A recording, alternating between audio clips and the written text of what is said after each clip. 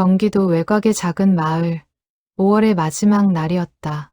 하늘은 맑았고 바람은 선선했다. 마당에 서 있는 감나무 아래로 하얀 국화 화환들이 줄지어 놓였다. 윤복순 여사의 발인이 있는 날이었다. 향년 93. 오랜 세월을 살아낸 사람의 마지막 길답게 곡소리는 크지 않았다. 대신 마당 한쪽에서는 낮은 흐느낌이 이어졌다. 손자 오정민은 상복을 입은 채 조용히 화환 사이를 걸었다. 42의 그는 오래된 소리를 되살리는 일을 했다. 낡은 릴테이프와 카세트를 복원해 원래의 음질로 되돌리는 사람들이 잘 모르는 직업이었다. 작은 스튜디오를 혼자 꾸려가며 의뢰받은 가족들의 옛 목소리를 되살려주는 일이었다. 발인이 끝나고 며칠 뒤 정민은 할머니의 방을 정리하러 갔다. 오래된 옷장과 반다지, 삐걱거리는 재봉틀이 그대로였다. 할머니는 젊은 시절 친모였다. 남의 옷을 짓고 고치며 자식들을 키워냈다. 정민은 재봉틀 서랍을 열었다. 실패와 헝겊 조각들 사이로 낡은 종이 상자 하나가 눈에 띄었다. 상자를 열자 먼지 앉은 릴테이프 하나가 나왔다. 겉면에는 빛바랜 글씨로 짧은 문장이 적혀 있었다. 듣지 말아라. 정민은 손끝으로 그 글씨를 쓸어보았다. 할머니의 필체였다. 어릴 적부터 할머니는 유독 한 가지를 엄격히 금했다. 그것은 노래였다. 정확히는 특정한 자장가였다. 정민이 5살 무렵 열이 펄펄 끓던 밤이 있었다. 할머니는 그를 품에 안고 낮은 소리로 흥얼거렸다. 낯선 가락이었다. 어머니가 옆에서 그 노래를 듣더니 낯빛이 굳었다. 어머님, 그 노래는요. 할머니는 대답 대신 정민의 이마를 짚었다. 그날 이후로 그 노래는 집안에서 다시 들리지 않았다. 정민은 어른이 되어서도 그 밤의 가락을 잊지 못했다. 물어보면 할머니는 언제나 말을 돌렸다. 옛날 노래다. 별거 아니다. 그러나 정민은 알았다. 별거 아닌 것 치고 할머니의 눈빛은 늘 멀리 다른 시간을 향해 있었다. 집안 어른들 사이에는 또 하나의 불문율이 있었다. 특정 지역 출신 사람들, 특히 그 시절 반대편에 섰던 이들의 이야기가 나오면 할머니는 자리를 떴다. 아버지는 어린 정민에게 종종 말했다. 우리 집안은 그 사람들 때문에 큰 죄를 입었다. 절대 가까이 하지 마라. 정민은 자세한 사정을 들은 적이 없었다. 그저 오래되고 깊은 원한이 집안에 흐르고 있다는 것만 어렴풋이 느끼며 자랐다. 상자 안에는 릴테이프 말고도 빛바랜 편지 봉투 하나가 더 있었다. 봉투는 굳게 봉해져 있었고 겉면에 수신이는 적혀 있지 않았다. 정민은 봉투를 조심스레 옆으로 밀어두었다. 먼저 테이프를 확인하고 싶었다. 직업적인 습관이었다. 릴테이프는 습기와 세월에 약했다. 잘못 다루면 단 한 번의 재생으로 영영 사라질 수도 있었다. 그는 테이프를 챙겨 자신의 작업실로 돌아왔다. 작업실에는 오래된 릴 플레이어와 각종 복원 장비가 가지런히 놓여 있었다. 정민은 테이프를 기기에 걸기 전 오랫동안 상자를 바라보았다. 할머니는 왜 굳이 이 테이프를 없애지 않고 남겨두었을까? 듣지 말라 적어놓고도 왜 태우지 않았을까? 어쩌면 할머니는 언젠가 누군가 이것을 들어주기를 마음 한구석으로는 바라고 있었던 것은 아닐까. 정민은 장갑을 끼고 테이프의 상태를 점검했다. 자성체가 일부 벗겨져 있었지만 다행히 복원이 불가능한 수준은 아니었다. 그는 습도를 맞춘 건조 상자에 테이프를 하루 동안 넣어두기로 했다. 조급하게 굴다가 소리를 영영 잃을 수는 없었다. 창밖으로 해가 저물고 있었다. 정민은 할머니의 방에서 가져온 낡은 사진첩을 펼쳤다. 젊은 시절의 할머니 사진은 거의 없었다. 단 한 장 흑백 사진 속에서 20살 남짓한 여인이 무표정하게 카메라를 응시하고 있었다. 배경에는 낮은 흙벽과 철조망 비슷한 것이 어렴풋이 보였다. 사진 뒷면에는 아무 글씨도 없었다. 정민은 그 사진을 오래도록 들여다보았다. 그리고 처음으로 할머니의 인생에서 자신이 전혀 모르는 커다란 시간이 있었다는 사실을 실감했다. 42해를 손자로 살아왔지만 정작 할머니가 어떤 사람이었는지 그는 절반도 알지 못했다. 창밖이 완전히 어두워지고 나서야 정민은 조용히 중얼거렸다. 할머니, 이제는 들어도 될까요? 대답은 없었다. 다만 낡은 릴테이프만이 건조 상자 안에서 조용히 다음 날을 기다리고 있었다. 문상객들 사이에서 낯선 얼굴 하나가 눈에 띄었다. 상갓집에 자주 얼굴을 비치던 이웃들과 달리 검은 코트를 입은 노년의 여성이 조용히 향을 올리고 돌아갔다. 정민의 어머니는 그 여성의 뒷모습을 오래 바라보았다. 저분 낯이 익은데. 어머니는 고개를 갸웃했지만 이내 손님 맞이에 다시 정신을 쏟았다. 정민은 그 순간을 대수롭지 않게 넘겼다. 나중에야 그는 그 짧은 순간이 얼마나 중요한 장면이었는지 알게 될 터였다. 발인이 끝난 저녁, 친척들이 모여 앉아 할머니의 지난 삶을 이야기했다. 큰 고모가 먼저 말문을 열었다. 어머니는 참 억척스러운 분이셨지. 바늘 하나로 우리 사남매를 다 키우셨으니. 작은아버지가 술잔을 기울이며 덧붙였다. 그런데 유독 그 시절 얘기는 죽어도 안 하셨잖아. 수용소에서 있었던 일 말이야. 순간 방 안이 조용해졌다. 정민은 처음 듣는 단어에 귀를 세웠다. 수용소. 그 말이 나온 것은 정민의 기억으로 그날이 처음이었다. 큰 고모는 술기운 때문인지 조금 더 말을 이었다. 어머니가 그때 포로로 잡혀가셨던 건 다들 알잖니. 몇 년을 그 안에 계셨는지, 그 안에서 무슨 일이 있었는지는 당신도 절대 말 안 하셨지만 작은아버지가 낮은 소리로 받았다. 그 안에서 만난 사람들 중에 원수 같은 사람이 있었다고. 딱 한 번 취중에 그런 말씀을 하신 적이 있어.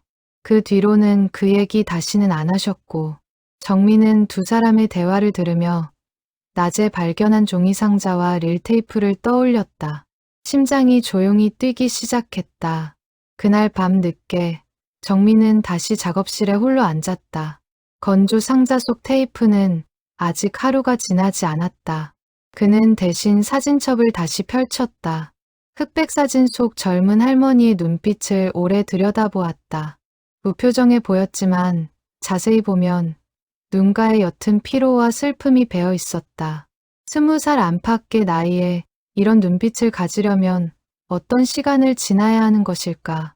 정민은 사진을 조심스레 다시 상자에 넣었다.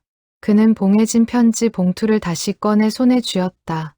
열어볼까 망설이던 그때 휴대전화가 울렸다. 어머니였다. 정민아, 너 할머니 물건 정리하다가 이상한 거 봤니? 정민은 잠시 머뭇거리다 대답했다. 테이프 하나랑 편지 봉투 하나요. 전화 너머로 어머니의 숨소리가 잠시 멈췄다. 그 편지 절대 먼저 뜯지 마라. 할머니가 생전에 신신당부하셨어. 때가 되면 저절로 알게 될 거라고. 정민은 봉투를 다시 상자에 넣었다. 그러나 궁금증은 이미 걷잡을 수 없이 커져 있었다. 전화를 끊고 나서 정민은 창가에 앉아 오래도록 밤하늘을 바라보았다.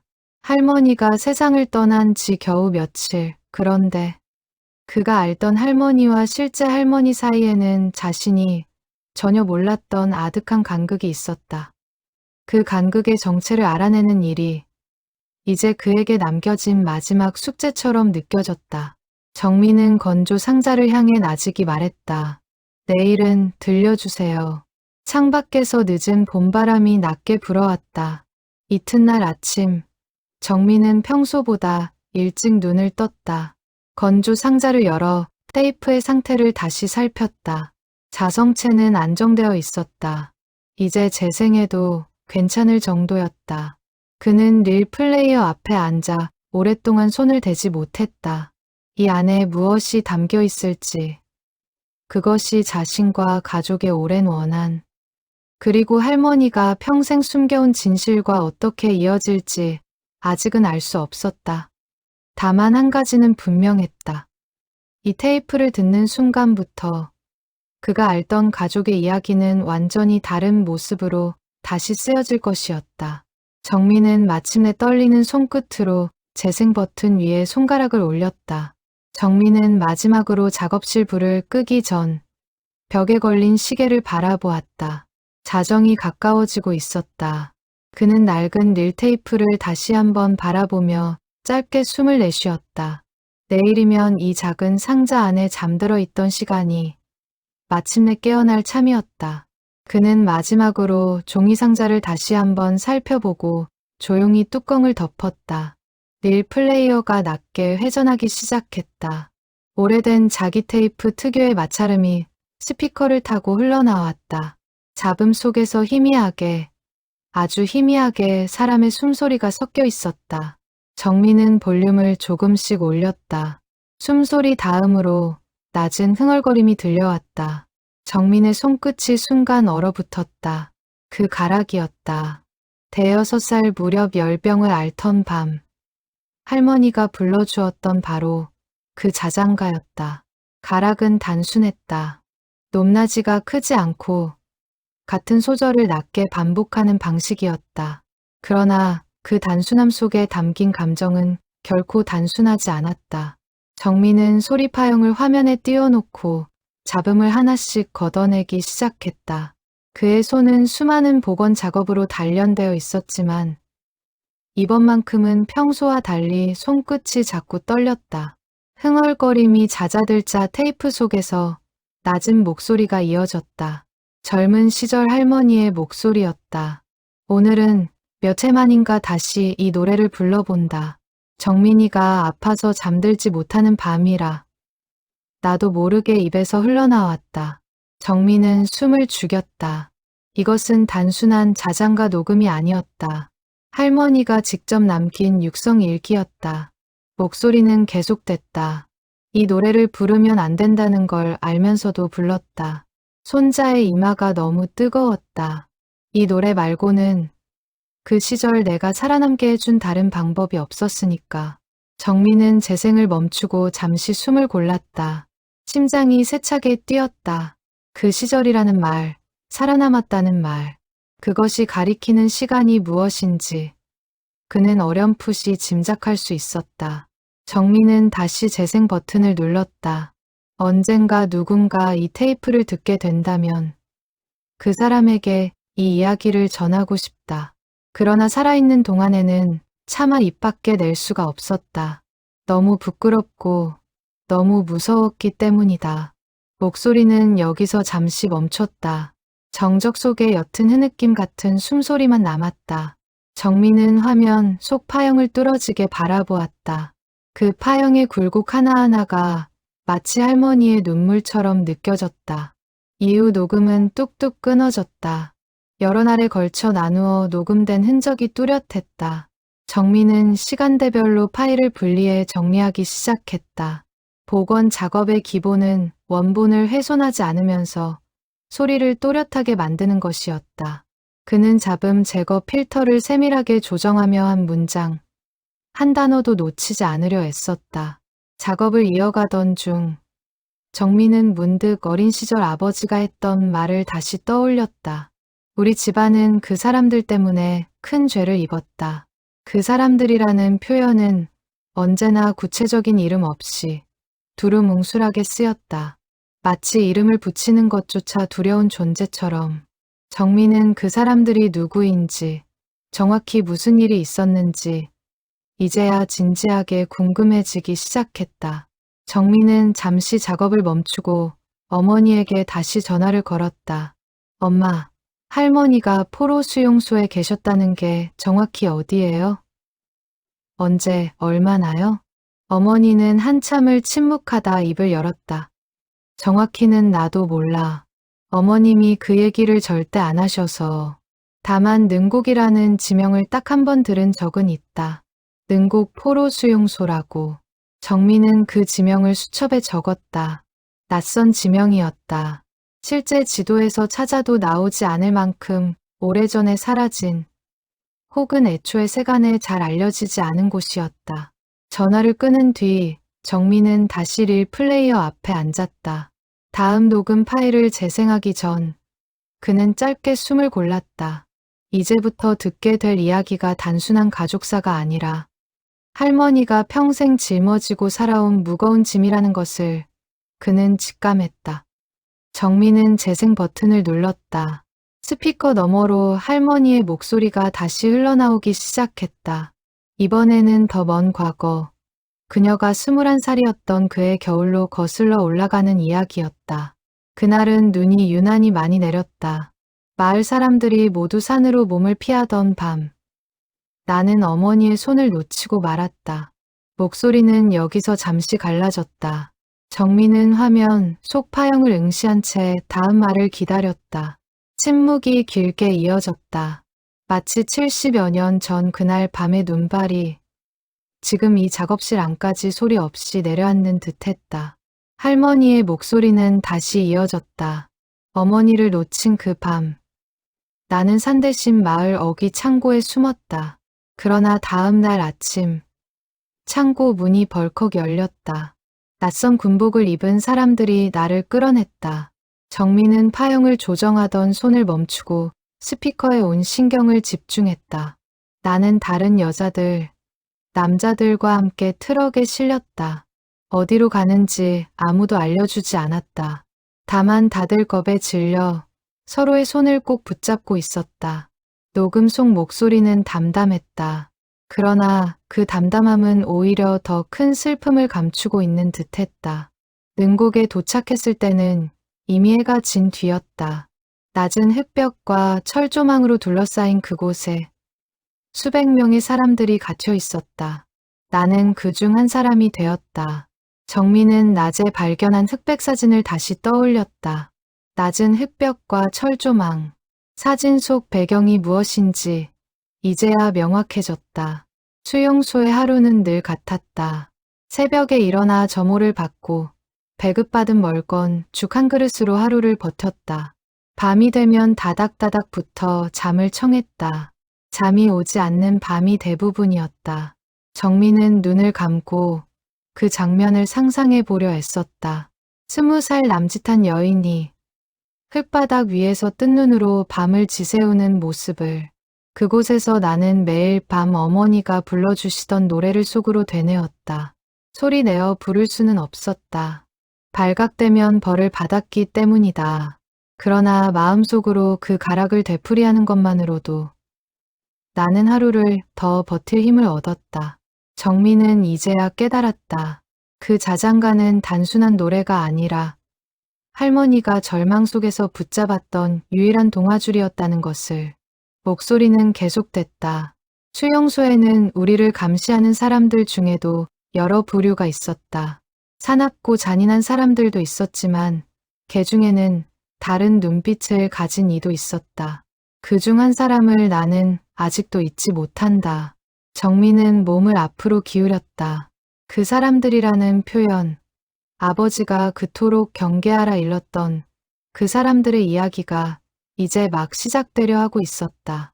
그의 이름은 알 수 없었다. 다만 젊은 군의관 보조로 수용소를 오가던 청년이었다.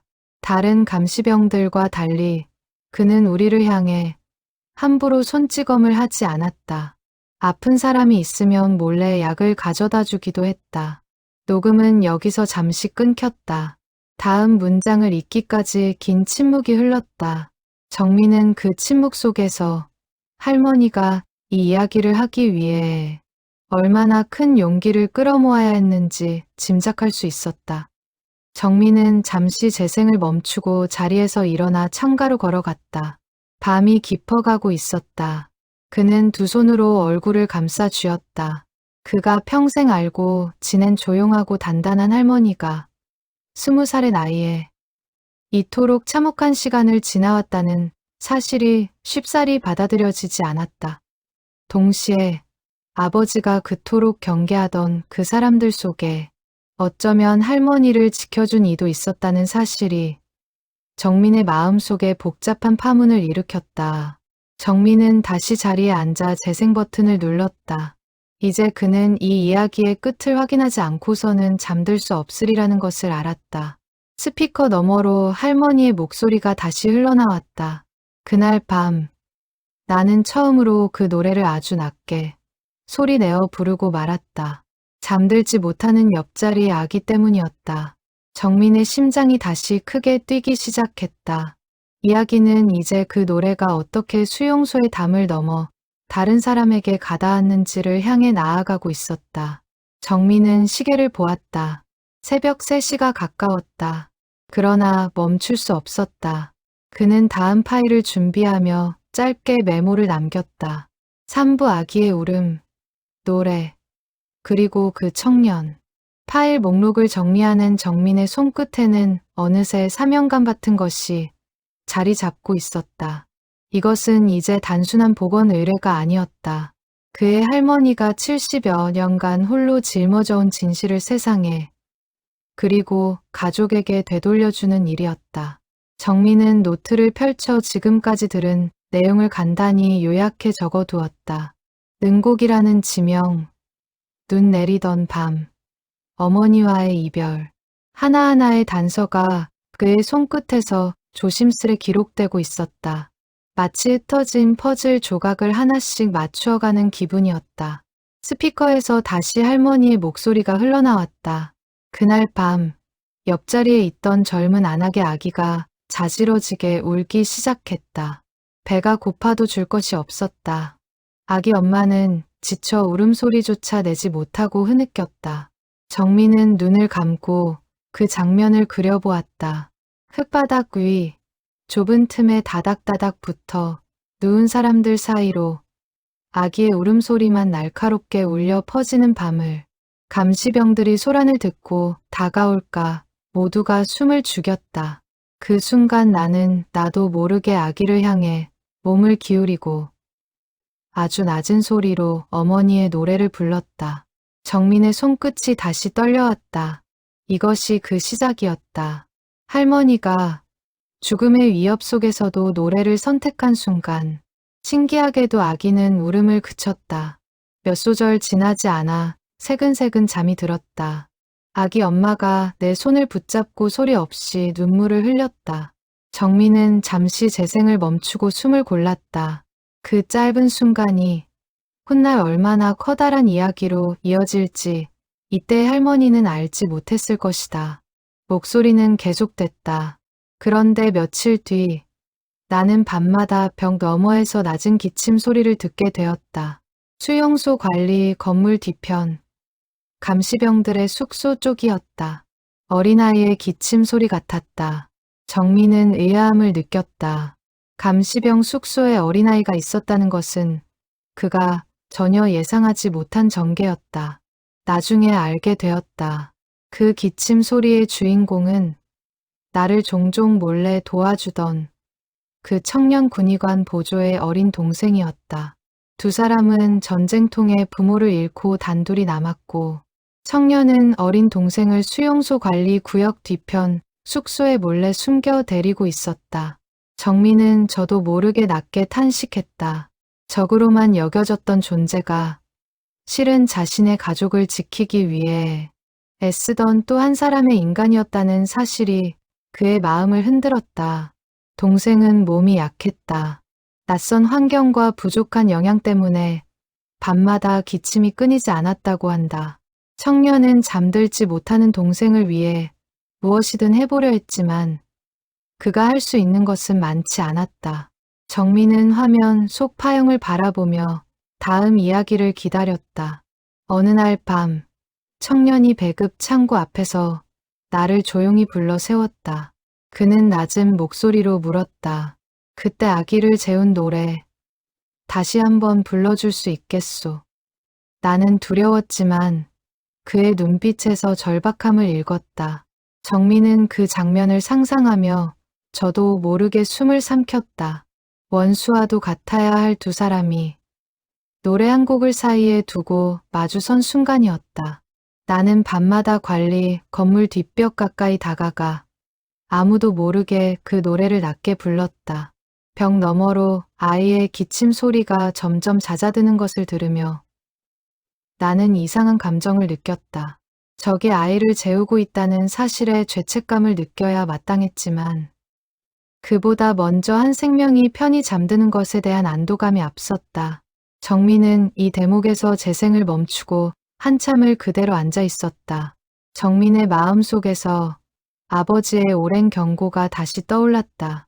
그 사람들 때문에 우리 집안이 큰 죄를 입었다.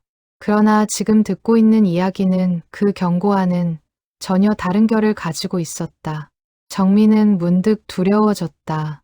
어쩌면 집안의 오랜 원한이라는 것이 실제로는 전혀 다른 진실 위에 잘못 세워진 것일지도 모른다는 생각 때문이었다. 정민은 다시 재생 버튼을 눌렀다. 그 청년의 이름은 부르기 어려운 발음이었다.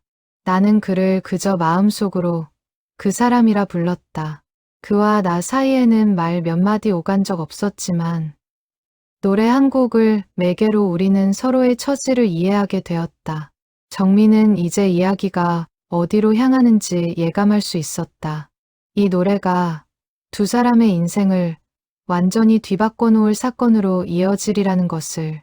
목소리는 이어졌다. 그날 이후로 밤마다 작은 의식이 생겼다. 아이가 잠들지 못하는 밤이면 청년은 배급 창고 뒤편 담벼락에 작은 돌멩이 2개를 포개어 놓았다. 그것이 신호였다.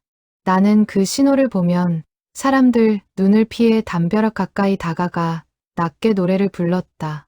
정민은 그 소박한 신호에 담긴 절박함과 신뢰를 동시에 느꼈다. 말 한마디 나누지 못하는 두 사람이 돌멩이 2개로 마음을 주고받고 있었다. 수용소 안에서 이런 사실이 알려지면 나는 동료, 포로들에게 배신자로 몰릴 수도 있었다. 반대로 청년 역시 상부에 알려지면 무거운 처벌을 받을 처지였다. 우리 둘 다 서로에게 위험한 비밀을 나누고 있었던 셈이다. 정민은 그 팽팽한 긴장감을 상상하며 다시금 숨을 죽였다. 어느 밤 나는 노래를 부르다 등 뒤에서 인기척을 느꼈다. 심장이 멎는 줄 알았다. 돌아보니 같은 막사의 동료 포로 순자 언니였다. 그녀는 아무 말 없이 나를 한참 바라보다가 이렇게 속삭였다. 너 지금 뭘 하는지 알고나 있니? 나는 대답하지 못했다. 정민은 긴장 속에서 다음 말을 기다렸다. 순자 언니는 그날 밤 이후로 나를 볼 때마다 차가운 눈초리를 보냈다. 그러나 놀랍게도 그녀는 아무에게도 이 일을 고발하지 않았다. 훗날 나는 그 이유를 알게 되었다. 순자 언니에게도 남몰래 지켜주고 싶은 사람이 수용소 반대편에 있었기 때문이다. 정민은 이 대목에서 인간의 마음이란 것이 적과 아군이라는 단순한 경계로는 결코 나뉠 수 없다는 사실을 절감했다. 정민은 파형을 조정하며 다음 문장으로 넘어갔다. 그렇게 몇 달이 흘렀다. 아이의 기침은 조금씩 잦아들었다. 청년은 어느 날 밤 담벼락 틈으로 삶은 감자 하나를 밀어 넣어 주었다. 나는 그것을 받아 순자 언니와 나누어 먹었다. 정민은 이 작은 감자 한 알의 이야기가 이후 벌어질 커다란 사건의 복선이 되리라는 것을 아직은 알지 못했다. 밤이 점점 깊어지고 있었다. 정민은 다음 파일로 넘어가기 전 잠시 눈을 감고 지금까지 들은 이야기를 정리했다. 노래, 아이, 청년, 그리고 아버지가 그토록 경계했던 그 사람들. 모든 조각이 서서히 하나의 그림으로 맞춰지고 있었다. 그러나 아직 정민은 이 이야기가 어떤 결말로 향할지, 그리고 그 결말이 자신의 오늘과 어떻게 이어질지 전혀 짐작하지 못하고 있었다. 정민은 문득 그 시절 순자 언니라는 인물이 지금 어디에 있을지 궁금해졌다. 어쩌면 이미 세상을 떠났을 수도, 혹은 어딘가에서 여전히 그 시절을 홀로 기억하며 살아가고 있을지도 몰랐다. 정민은 이 복원 작업이 끝나면 할머니와 함께했던 그 시절 사람들의 흔적도 찾아보아야겠다고 마음먹었다. 그것이 비록 70여 년 전의 일이라 해도 진실은 시간이 지난다고 사라지는 것이 아니라는 것을 그는 이제 알고 있었다.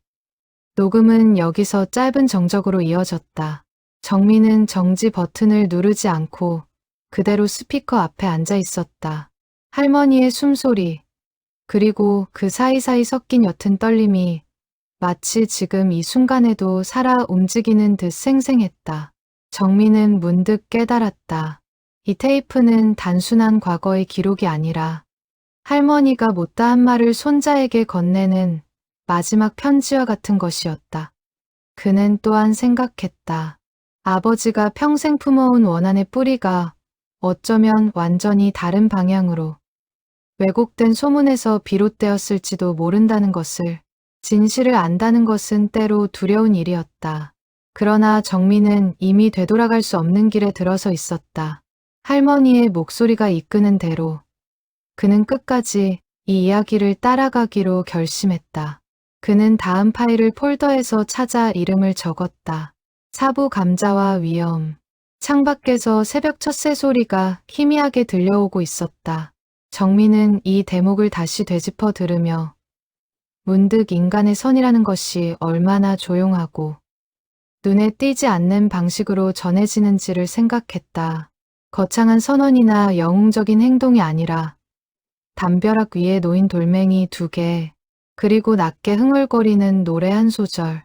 그것이 전부였다. 그러나 그 작은 행위들이 모여 한 사람의 생을 버티게 하는 힘이 되었다. 정민은 자신이 하는 복원 작업 역시 크게 다르지 않다고 생각했다. 세상에 드러나지 않는 낡은 소리 하나를 살려내는 일. 그것 역시 누군가에게는 잊혀서는 안 될 소중한 순간을 지켜내는 일이었다. 정민은 문득 이 모든 이야기를 어머니와 아버지에게 어떻게 전해야 할지 고민이 되었다. 섣불리 전하면 오해를 살 수도 있었다. 그는 우선 끝까지 듣고 온전한 진실을 전할 준비가 되었을 때 가족들과 나누기로 마음먹었다. 다음 녹음 파일의 재생 버튼을 누르자 할머니의 목소리에 이전보다 조금 더 힘이 실려 있었다. 감자를 나누어 먹은 지 얼마 지나지 않아 수용소 안에 새로운 소장이 부임해왔다. 그는 전임자보다 훨씬 엄격하고 잔인한 사람이었다. 정민은 등받이에서 몸을 세우고 다시 집중했다. 이야기의 결이 급격히 달라지고 있었다. 새 소장은 부임하자마자 포로들 사이의 사소한 접촉까지 엄격히 단속하기 시작했다. 감시병들에게도 규율을 어길 시 엄한 처벌을 내리겠다고 공언했다. 그 청년과 나 사이의 은밀한 신호도 더 이상 안전하지 않게 되었다. 정민은 이야기의 긴장이 한층 팽팽해지는 것을 느꼈다. 그러나 아이의 기침은 여전히 그치지 않는 밤이 많았다. 청년은 위험을 무릅쓰고 여전히 담벼락에 돌멩이 신호를 남겼다. 나는 그 신호를 볼 때마다 갈등했다. 가지 말아야 한다는 걸 알면서도 벽 너머 아이의 울음소리를 외면할 수 없었다. 정민은 할머니의 그 갈등이 얼마나 깊었을지 짐작하며 숨을 죽였다. 결국 그 밤이 오고야 말았다. 나는 여느 때처럼 담벼락 가까이 다가가 낮게 노래를 불렀다. 그런데 그날따라 순찰을 돌던 새 소장의 발소리가 유독 가까이서 들렸다. 정민의 손끝이 파형 위에서 멈췄다. 심장이 조여드는 듯했다. 나는 재빨리 몸을 숨겼지만 완전히 피하지는 못했다. 소장은 내가 서 있던 자리 근처에서 수상한 낌새를 눈치채고 감시병들을 불러 모았다. 막사 전체가 발칵 뒤집혔다. 정민은 숨죽인 채 다음 문장을 기다렸다. 마치 자신이 그 자리에 함께 서 있는 듯한 착각마저 들었다. 감시병들은 막사 사람들을 모두 마당으로 끌어냈다.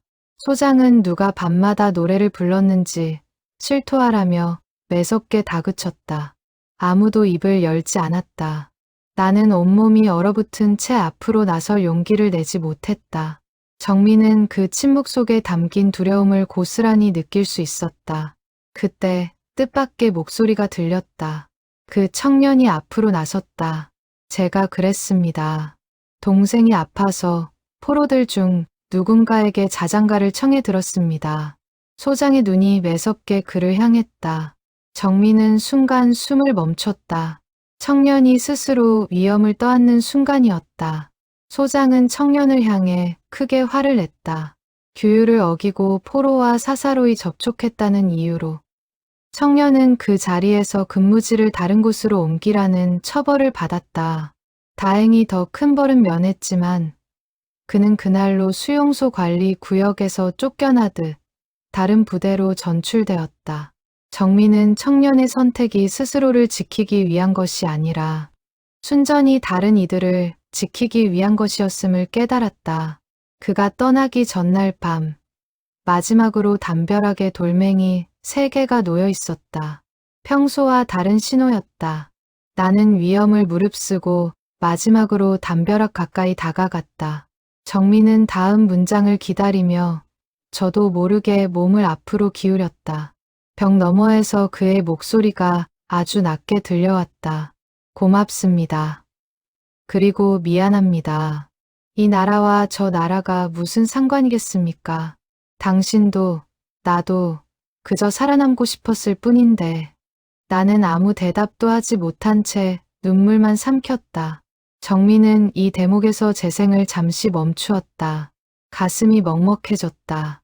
목소리는 이어졌다. 다음 날 아침, 그는 다른 부대로 떠났다. 나는 그의 얼굴조차 제대로 보지 못하고 그를 떠나보냈다. 그것이 내가 그 청년을 본 마지막이었다. 정민은 그 이별의 무게를 가늠해 보았다. 이름조차 알지 못한 채 헤어진 두 사람 사이에 남겨진 것은 노래 한 곡과 감자 한 알, 그리고 서로를 향한 조용한 감사뿐이었다. 정민은 재생을 멈추고 잠시 자리에서 일어나 방 안을 서성였다.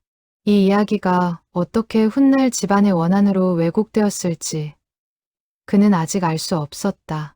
다만 한 가지는 분명해지고 있었다.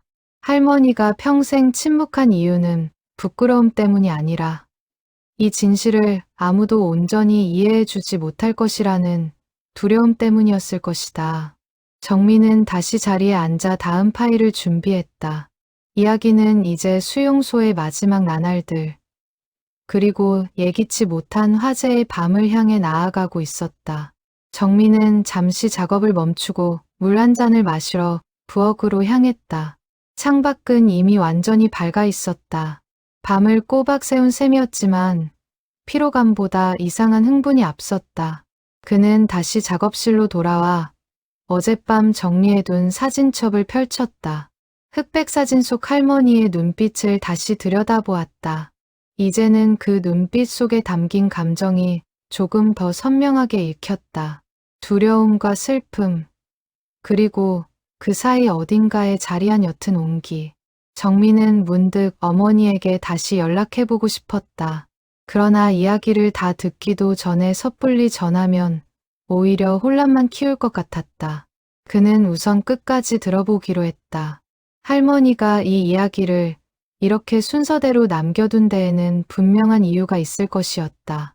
조각난 진실을 성급하게 전하는 것보다 온전한 전체를 전하는 것이 손자로서 할 수 있는 최소한의 도리라고 그는 생각했다.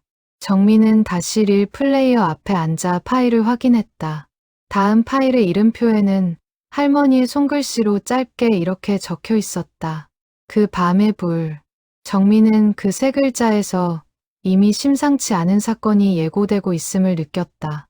그는 심호흡을 한번 하고 재생 버튼 위에 손가락을 올렸다. 이제 이야기는 수용소에서 벌어진 가장 참혹한 하루를 향해 다가가고 있었다. 한편 정민은 이 복원 작업을 하며 자신의 직업이 처음으로 이렇게 무거운 의미를 갖는다는 것을 실감했다. 그동안 그는 수많은 가족들의 옛 목소리를 복원해왔다. 돌아가신 부모님의 마지막 인사, 결혼식 축가, 어린 시절 동료 같은 것들이었다. 그러나 이번처럼 한 사람의 인생 전체가, 그리고 어쩌면 두 집안의 오래된 오해까지 걸려있는 작업은 처음이었다. 그는 이 일이 단순한 기술적 복원이 아니라 진실을 복원하는 일이라는 것을 비로소 깨닫고 있었다. 정민은 다시 사진첩을 덮고 조심스레 상자 안에 넣었다. 그리고 아직 뜯지 않은 편지 봉투를 손에 쥐어보았다. 봉투는 여전히 봉해진 채였다. 어머니의 당부가 떠올랐다. 때가 되면 저절로 알게 될 것이라던 말. 정민은 봉투를 다시 상자 안에 넣고 지금은 오직 테이프 속 이야기에 집중하기로 마음먹었다. 편지는 이야기가 끝나는 순간 그 의미를 온전히 드러낼 것이라는 예감이 들었다. 창밖으로 아침 햇살이 완연했다. 정민은 잠시 눈을 붙이기로 했다. 몇 시간 뒤 그는 다시 이 자리로 돌아와 할머니의 목소리를 이어들을 것이었다. 침대에 누운 정민의 머릿속에는 낮은 흙벽과 철조망, 담벼락 위에 돌멩이 2개, 그리고 이름 모를 청년의 마지막 말이 계속해서 맴돌았다. 이 나라와 저 나라가 무슨 상관이겠습니까? 그 말이 정민의 마음 깊은 곳에 조용히 새겨지고 있었다. 정민은 잠들기 전 문득 낮에 들었던 순자 언니라는 인물과 청년의 마지막 인사를 다시 곱씹었다. 서로 다른 언어와 처지 속에서도 두 사람은 결국 같은 마음으로 서로를 지키려 했다는 사실이 그의 마음을 오래도록 붙잡았다.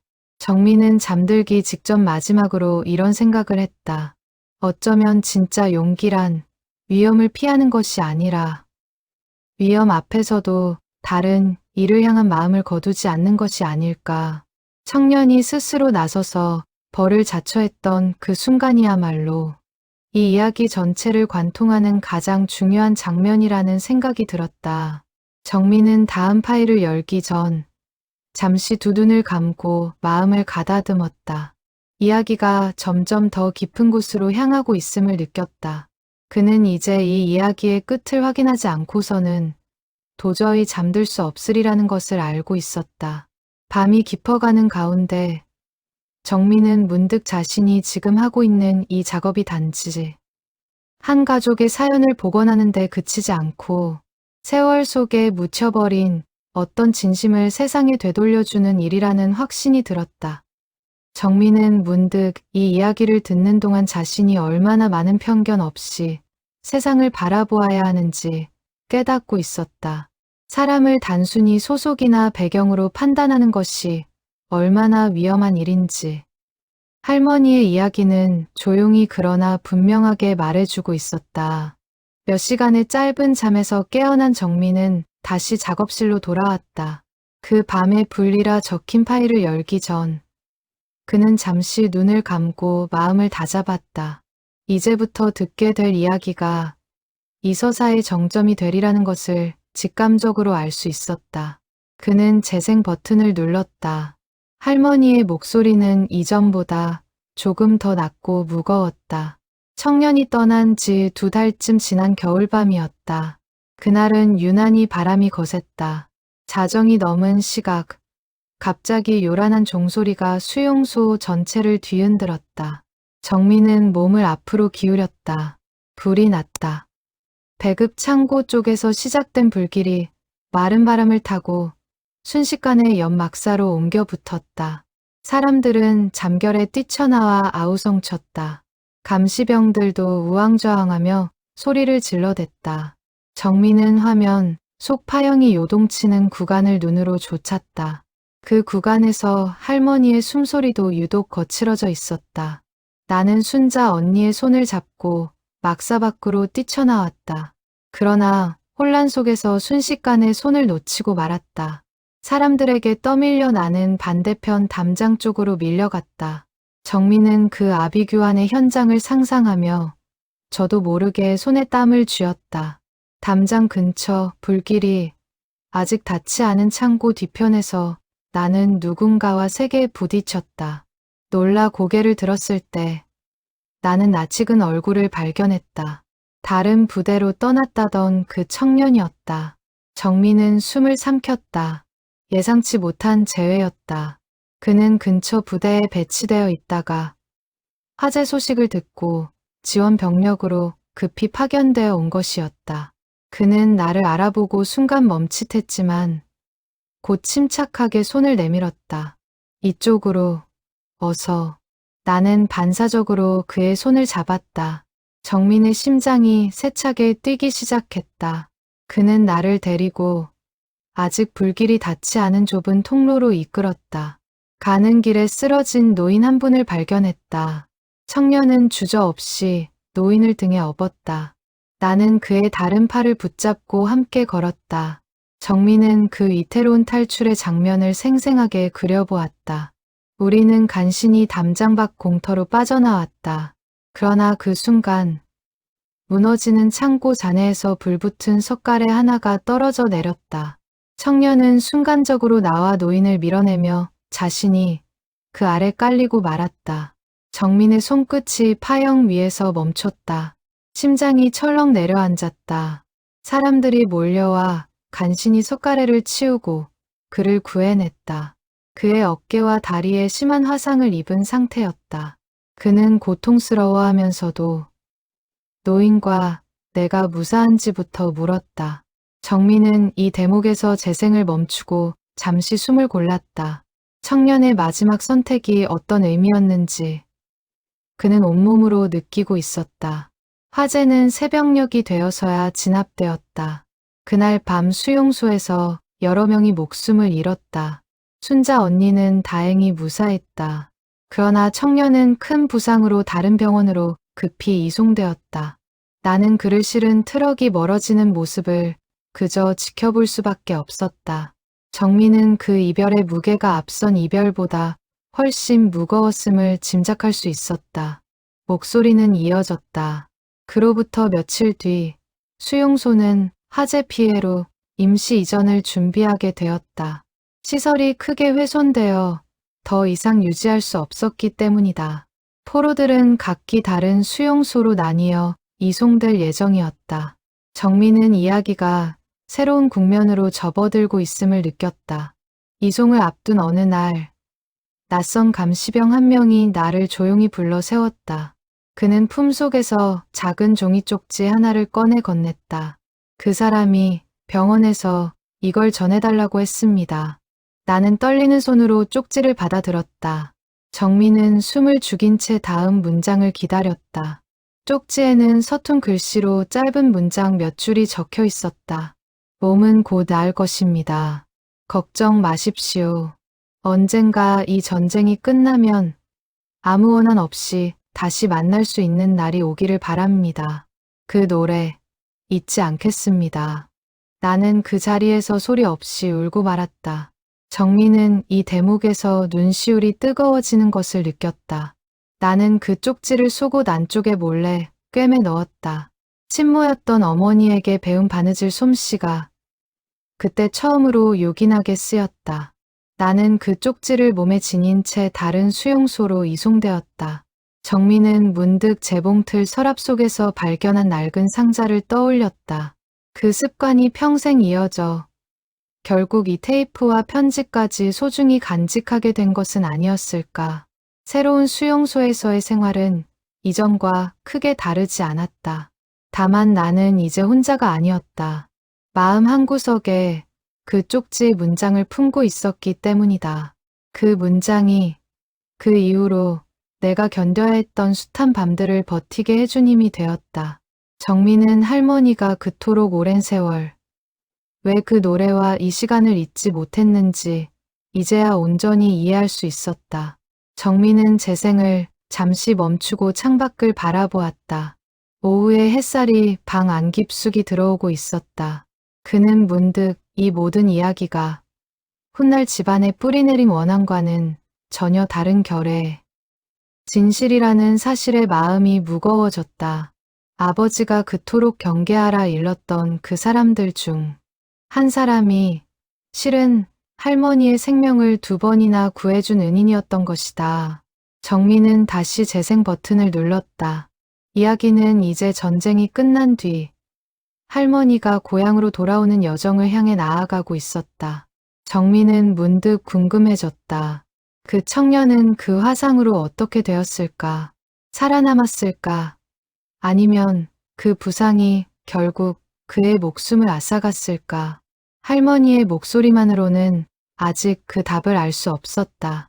정민은 조급한 마음을 누르며 다음 파일을 준비했다. 하나의 이야기가 끝나면 또 다른 물음이 생겨났다. 그것이 바로 진실을 좇는 일의 본질이라는 것을 그는 이 밤이 깊어갈수록 점점 더 실감하고 있었다. 정민은 잠시 자리에서 일어나 스트레칭을 했다. 밤새 굳어있던 어깨가 뻐근했다. 그는 부엌으로 가 따뜻한 차 한 잔을 끓였다. 찻잔을 들고 다시 작업실로 돌아오는 길. 그는 거실 벽에 걸린 할머니의 젊은 시절 사진을 다시 한번 바라보았다. 이제 그 사진 속 여인의 눈빛이 처음 보았을 때와는 완전히 다르게 다가왔다. 그것은 단순한 슬픔이 아니라 모진 세월을 지나온 사람만이 가질 수 있는 깊은 평온함이었다. 정민은 찻잔을 내려놓고 다시 릴 플레이어 앞에 앉았다. 정민은 릴 테이프의 다음 구간으로 넘어가기 전 잠시 창밖을 바라보며 생각에 잠겼다. 화재의 밤, 청년이 보여준 마지막 선택은 단순한 우연이 아니었다. 그것은 그가 평소에 지녀온 마음가짐, 즉 적과 아군이라는 경계보다 눈앞의 생명을 먼저 생각하는 태도가 극한의 순간에 그대로 드러난 것이었다. 정민은 그 태도가 얼마나 드물고 소중한 것인지 새삼 실감했다. 전쟁이라는 극단적인 상황 속에서도 사람은 여전히 사람다움을 선택할 수 있다는 사실이 그에게 깊은 울림을 남겼다. 그는 이 이야기를 언젠가 자신의 아이에게도 들려주고 싶다고 생각했다.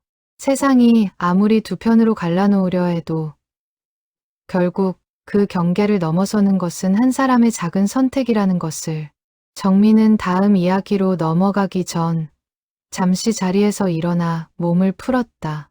밤새 앉아있던 탓에 어깨가 뻣뻣했다. 그러나 마음만은 그 어느 때보다 또렷하게 깨어 있었다. 정민은 창밖으로 스며드는 새벽빛을 바라보며 이 이야기가 남긴 여운을 잠시 그대로 느끼고 싶었다. 서두르지 않아도 되었다. 진실은 이미 그의 손안에 들어와 있었고 이제는 그것을 어떻게 세상에 되돌려줄지가 남은 과제였다. 멀리서 새벽달 우는 소리가 희미하게 들려오는 듯했다.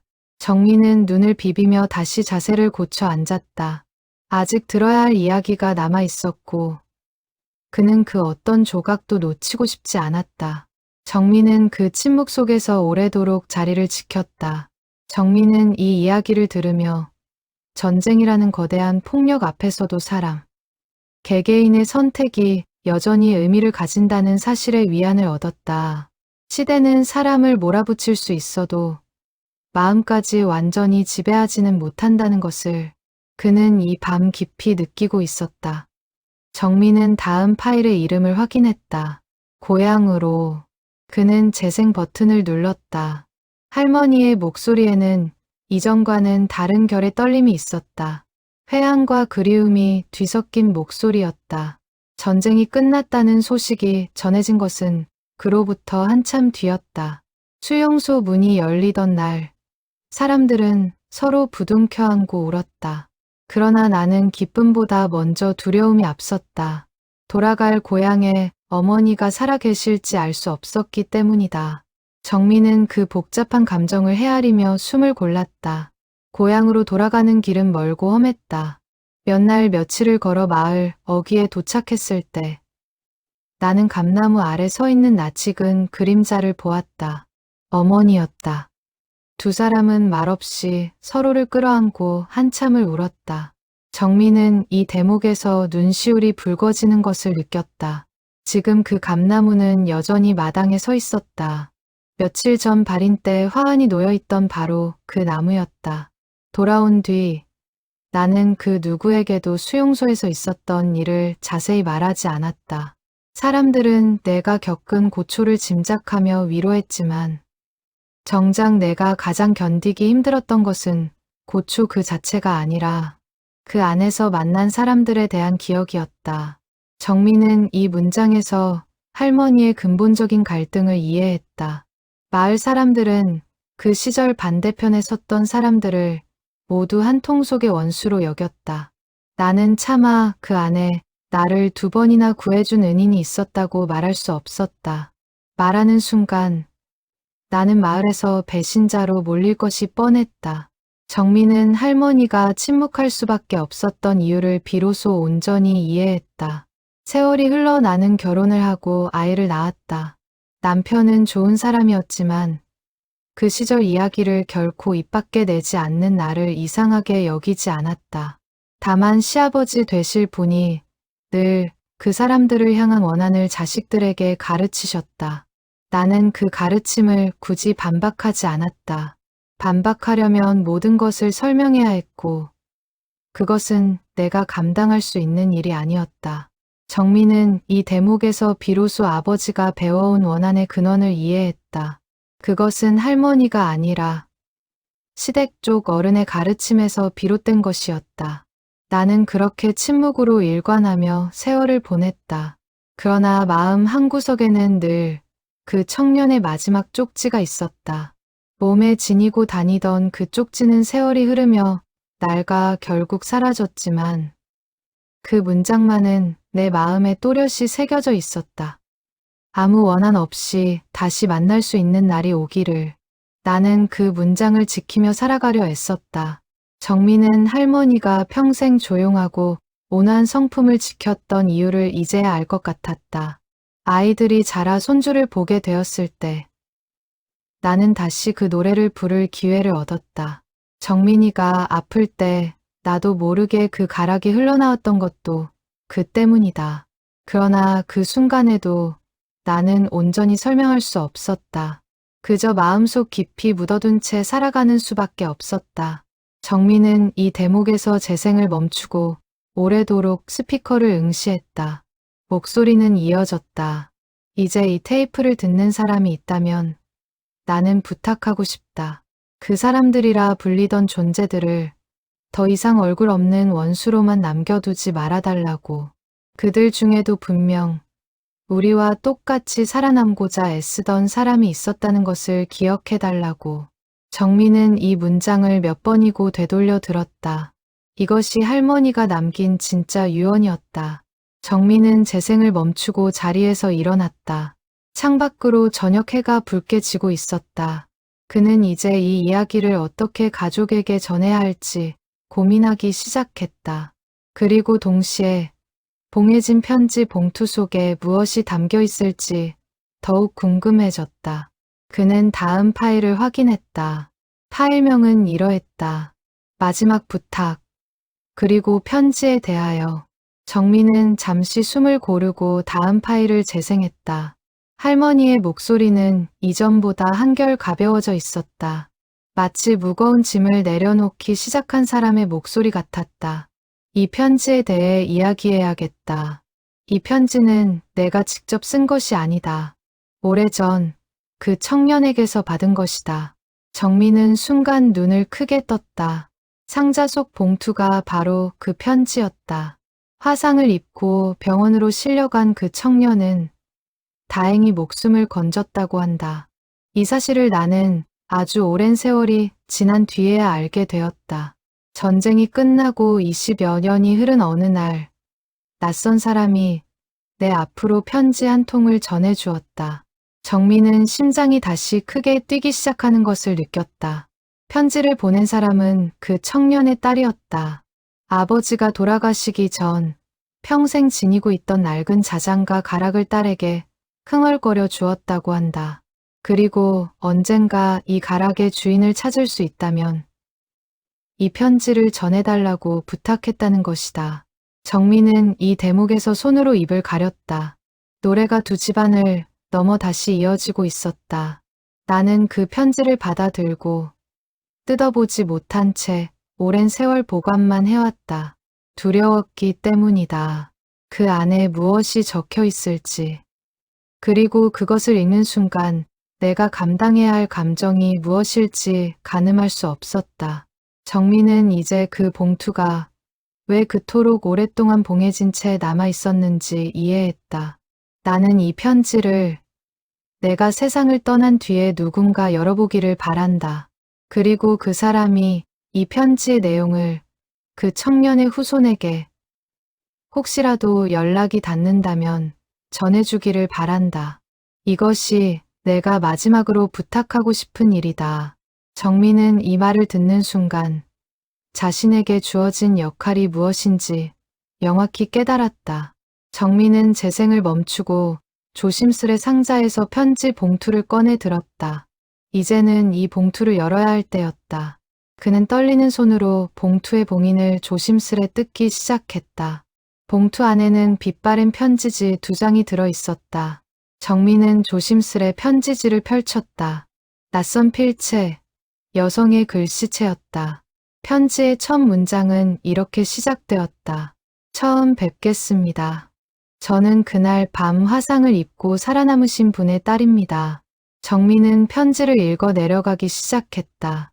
아버지가 평생 잊지 못했던 은인을 찾고 싶다는 내용, 그리고 아버지가 세상을 떠나기 전 남긴 마지막 부탁이 적혀 있었다.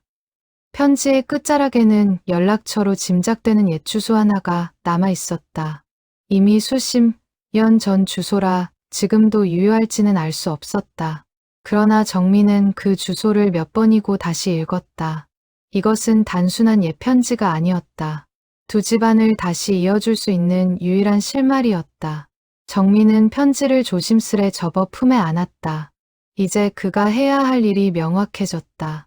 이 편지가 향하는 곳을 찾아 할머니의 마지막 부탁을 대신 전하는 것이었다. 정민은 잠시 손에 든 편지를 내려놓고 할머니가 이 편지를 받아 들고도 뜯어보지 못했던 그 오랜 세월을 떠올려 보았다. 두려움 때문이었을까? 아니면 그 안의 진실을 마주하는 순간 자신이 지켜온 침묵이 무너질까 봐서였을까? 정민은 어느 쪽이든 이해할 수 있을 것 같았다. 사람은 때로 가장 소중한 진실일수록 그것을 마주할 용기를 내는데 평생이 걸리기도 한다는 것을 할머니는 그 용기를 손자에게 넘겨준 셈이었다. 정민은 그 무게를 겸허히 받아들이기로 했다. 정민은 편지를 손에 쥔 채 이 작은 종이 한 장이 두 집안의 70년 세월을 이어줄 다리가 되리라고는 상상도 하지 못했다. 그는 조심스레 편지를 다시 봉투에 넣고 다음 계획을 세우기 시작했다. 정민은 봉투를 조심스레 서랍에 넣어두고 앞으로 이 편지가 향해야 할 곳을 떠올려 보았다. 세월이 아무리 흘렀어도 진심이 담긴 것은 반드시 제자리를 찾아가야 한다는 믿음이 그의 마음속에 자리 잡고 있었다. 방 안에는 정적이 흘렀다. 정민은 창밖으로 저녁 노을이 완전히 사라지고 어둠이 내려앉는 것을 지켜보며 오늘 하루 들은 이야기의 무게를 천천히 되새겼다. 그는 그 무게를 온전히 받아들이기로 다시 한번 다짐했다. 정민은 이 모든 과정을 통해 진실이란 때로 시간이 걸리더라도 반드시 밝혀져야 할 이유가 있다는 것을 새삼 깨닫고 있었다. 그것이 아무리 늦게 찾아온다 해도 늦은 진실이 아예 없는 진실보다는 낫다는 믿음이 그의 마음속에 확고히 자리 잡았다. 정민은 그 믿음을 안고 다음 단계를 준비하기 시작했다. 다음 날 정민은 편지에 적힌 옛 주소를 들고 지역 행정복지센터를 찾아갔다. 담당 직원은 오래된 주소 체계라 지금과는 다르다며 난색을 표했다. 이 정도로 오래된 주소는 저희 쪽에서도 확인이 쉽지 않아요. 계보를 확인할 수 있는 곳을 알아보시는 게 나을 것 같습니다. 정민은 실망했지만 포기하지 않았다. 그는 평소 알고 지내던 지역 문화원 관계자에게 도움을 청했다. 문화원은 지역의 옛 기록과 지명을 보관하는 곳이었다. 관계자는 옛 지도를 펼쳐 보이며 말했다. 이 주소는 지금은 없어진 동네예요. 재개발로 사라졌죠. 다만 이 근처에 오래 사신 어르신들 모임이 있으니 한번 여쭤보시는 게 어떨까요? 정민은 신락 같은 희망을 품고 그 모임을 찾아갔다. 노인정에서 만난 어르신들은 그 옛 동네를 기억하고 있었다. 그중 한 분이 정민의 이야기를 듣더니 눈을 크게 떴다. 그 집이라면 딸이 하나 있었지. 그 딸이 결혼해서 다른 지역으로 이사 갔다는 얘기를 들은 것 같은데 정민은 그 실마리를 따라 며칠에 걸쳐 여러 곳을 수소문했다. 정민은 평소 자신의 복원 작업을 통해 알게 된 여러 인맥을 동원했다. 그 중에는 지역 신문사에서 오래 일한 기자도 있었다. 기자는 옛 인물 기록을 찾는 데 능숙했다. 이런 경우 지역 향후회나 종친회 쪽에 물어보면 의외로 빨리 찾아지는 경우가 많아요. 정민은 기자의 조언을 따라 여러 통의 전화를 돌렸다. 일주일이 넘는 수소문 끝에 정민은 마침내 실마리를 찾았다. 그 청년의 딸은 이미 세상을 떠났지만 그녀에게는 아들이 하나 있었다. 그 아들, 그러니까 청년의 외손자는 현재 이웃 도시에서 작은 인쇄소를 운영하고 있었다. 정민은 손이 떨려왔다. 드디어 연결고리를 찾아낸 것이다. 정민은 곧바로 연락을 취하는 대신 신중하게 접근하기로 했다. 낯선 사람에게 갑작스레 70여 년 전의 이야기를 꺼내면 오해를 살 수도 있었다. 그는 먼저 짧은 편지를 써서 인쇄소 주소로 보내기로 했다. 편지에는 자신의 정체와 할머니의 이야기, 그리고 오래된 편지의 존재를 조심스럽게 설명하는 내용을 담았다. 편지를 붙인 뒤 정민은 답장을 기다리는 동안 다시 릴테이프에 남은 부분을 정리하는 데 몰두했다. 복원 작업은 이제 거의 마무리 단계에 접어들고 있었다. 그는 모든 녹음 파일을 시간순으로 정리하고 가족들에게 들려줄 수 있도록 하나의 완성된 기록으로 엮기 시작했다. 열흘쯤 지난 어느 오후, 정민의 휴대전화가 울렸다. 낯선 번호였다. 전화를 받자 조심스러운 남자의 목소리가 들려왔다. 저 편지 보내주신 분 맞으신가요? 인쇄소를 하는 사람입니다. 정민은 심장이 세차게 뛰는 것을 느끼며 대답했다. 네, 맞습니다. 연락 주셔서 감사합니다. 남자는 잠시 침묵하다 입을 열었다. 사실 어머니께서 돌아가시기 전에 외할아버지에 대한 이야기를 몇 번 하신 적이 있습니다. 전쟁통에 화상을 입으셨다는 것, 그리고 평생 잊지 못하는 노래가 있으셨다는 것도요. 정민은 이 말을 듣는 순간 두 사람이 마침내 같은 이야기의 양쪽 끝에 서 있었다는 것을 실감했다. 정민은 조심스레 그동안의 이야기를 전했다. 할머니의 릴테이프, 그 안에 담긴 수용소에서의 기억, 그리고 봉해진 편지에 대해서까지. 남자는 한참 동안 말을 잇지 못했다. 이윽고 그가 낮은 목소리로 말했다. 믿기지가 않네요. 평생 궁금했던 이야기의 조각이 이렇게 맞춰질 줄은 몰랐습니다. 두 사람은 한번 직접 만나기로 약속했다. 정민은 전화를 끊고 나서도 한참을 그 자리에 서 있었다. 70여 년의 시간이 마침내 다시 이어지려 하고 있었다. 전화를 끊은 뒤 정민은 어머니에게 처음으로 전체 이야기를 전하기로 결심했다. 그는 어머니를 찾아가 릴테이프에서 정리한 내용을 조심스레 들려주었다. 어머니는 이야기를 듣는 내내 말없이 눈물을 흘렸다. 그러니까 어머님이 평생 그 얘기를 못하신 게 그런 이유 때문이었구나. 어머니는 한참을 흐느끼다 이렇게 덧붙였다. 내 아버지한테도 알려야겠다. 이제는 알 때가 됐어. 정민의 아버지는 처음 이야기를 들었을 때 쉽게 받아들이지 못했다. 그럼 지금까지 우리가 원망해온 게 다 근거 없는 얘기였다는 거냐. 아버지의 목소리에는 혼란과 서운함이 뒤섞여 있었다. 정민은 차분히 설명했다. 할머니를 원망한 게 아니에요. 할아버지 쪽 집안에서부터 전해 내려온 막연한 원한이었던 거예요.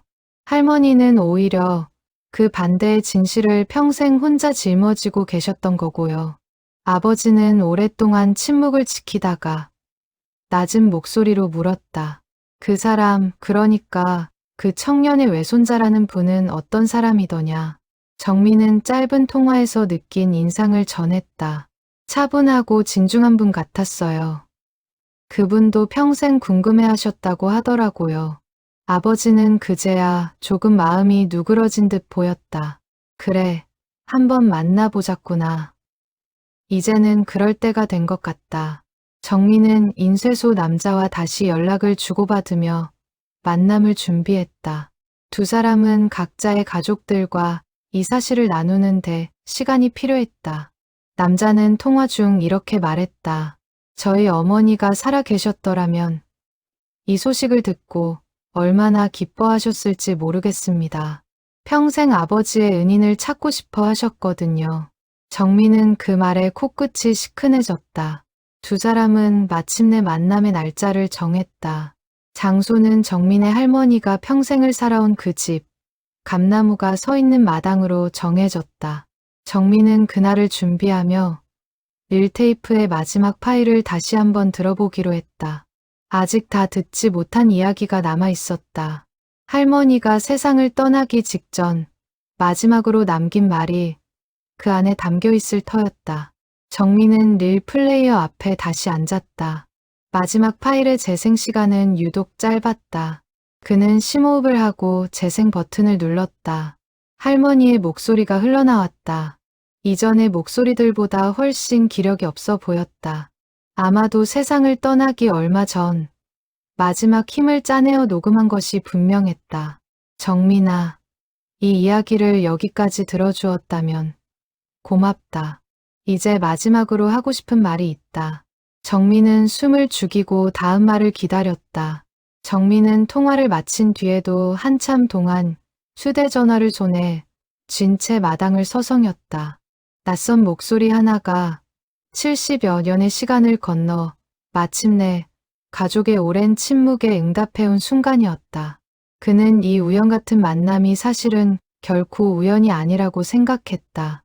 할머니가 그 오랜 세월 편지를 소중히 간직해온 것도, 청년의 딸이 그 편지를 어딘가로 전하려 했던 것도 모두 각자의 자리에서 진실을 포기하지 않은 사람들의 마음이 만들어낸 결과였다.